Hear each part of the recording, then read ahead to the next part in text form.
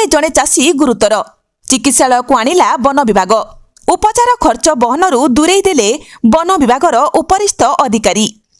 ଅନୁଗୁଳ ଜିଲ୍ଲା ଛେଣ୍ଡିପଦା ବ୍ଲକ ପାଟକୁଗୁଣ୍ଡା ପଞ୍ଚାୟତ ବାଘୁଆ ବୁଲୁ ଗ୍ରାମର ଜଣେ ଚାଷୀ ହାତୀ ଆକ୍ରମଣରେ ଗୁରୁତର ହୋଇଥିବା ବେଳେ ଚିକିତ୍ସା ଖର୍ଚ୍ଚ ବହନ କରିବା ଓ କ୍ଷତିପୂରଣ ଦେବାକୁ ବନ ବିଭାଗର ଉପରିସ୍ଥ ଅଧିକାରୀ।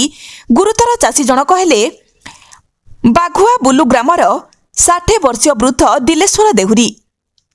ପରିବାର ଲୋକଙ୍କ ସୂଚନା ମୁତାବକ ଦିଲେଶ୍ୱର ଶନିବାର ଅପରାହ୍ନ 4 ଘଟିକା ସମୟରେ ନିଜର ଆଳୁ ଚାଷ ବିଲକୁ ଯିବାବେଳେ ହାତୀ ସହ ମୁହାଁମୁହିଁ ହୋଇଥିଲା। ହାତୀ ଶୁଣ୍ଢରେ ଦିଲେଶ୍ୱରଙ୍କୁ ଫିଙ୍ଗି ଦେବାରୁ କିଛି ଦୂରରେ ଛିଟିକି ପଡ଼ି ରହିଥିଲେ।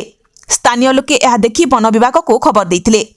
ଘଟଣାସ୍ଥଳରେ ବନ ବିଭାଗ ପହଞ୍ଚି ଗୁରୁତର ଦିଲେଶ୍ୱରକୁ ଛେଣ୍ଡିପଦା ମେଡିକାଲକୁ ପରବର୍ତ୍ତୀ ସମୟରେ ଜିଲ୍ଲା ମୁଖ୍ୟ ଚିକିତ୍ସାଳୟକୁ ଆଣି ପହଞ୍ଚାଇ ଚିକିତ୍ସା କରାଇଥିଲେ। ଦିଲେଶ୍ୱରକୁ ଜିଲ୍ଲା ଚିକିତ୍ସାଳୟର ଡାକ୍ତର ଉଚ୍ଚ ଚିକିତ୍ସା ନିମନ୍ତେ କଟକ ସ୍ଥାନାନ୍ତରିତ କରାଇଥିଲେ। ଚିକିତ୍ସା ଖର୍ଚ୍ଚ ନିମନ୍ତେ ରେଞ୍ଜରକୁ ଜଣାଇବା ପରେ ରେଞ୍ଜର ମହୋଦୟ ବନ ବିଭାଗ କୌଣସି ଖର୍ଚ୍ଚ ବହନ କରିପାରିବ ନାହିଁ ବୋଲି କହିବା ପରେ ସାମ୍ବାଦିକଙ୍କୁ ଅଭିଯୋଗ ଜଣାଇବା ସହ ଖର୍ଚ୍ଚ ବହନ ପାଇଁ ରାଜ୍ୟ ସରକାରଙ୍କୁ ନେହୁରା ହୋଇଛନ୍ତି। ଶମ୍ଭୁଦେହୁରୀ କୋଉଠି ଘର କୋଉଠି? ପାଟୁଣ୍ଡା। କ'ଣ ହେଇଛି ଆପଣଙ୍କର ଅଭିଯୋଗ କରୁଛନ୍ତି? ଅଭିଯୋଗ କରୁଛି ଯେ ମୋ ବାପାକୁ ହାତୀ ମାରିଲା। ତାପରେ ସେ ଛେଣ୍ଡିପଦା ଆଣିଲୁ ମେଡ଼ିକାଲ, ଫରେଷ୍ଟ ବାଲା ଆଣିଲେ। ସେ ତାପରେ ଅନୁଗୁଳ ଆଣିଲା ପରେ ଆଡ଼ମିଟ୍ କଲା ପରେ ତାପରେ ସେ ଆମର ଅନୁଗୁଳ ବାଲା କହିଲେ ବଡ଼ ମେଡ଼ିକାଲକୁ ନେବା ପାଇଁ। ହେଲେ ଏତିକି ଆମେ ଚାହୁଁ ଯେ ଫରେଷ୍ଟର ଆଉ କିଛି ଏଠି ଯୋଗାଯୋଗ କରୁନି।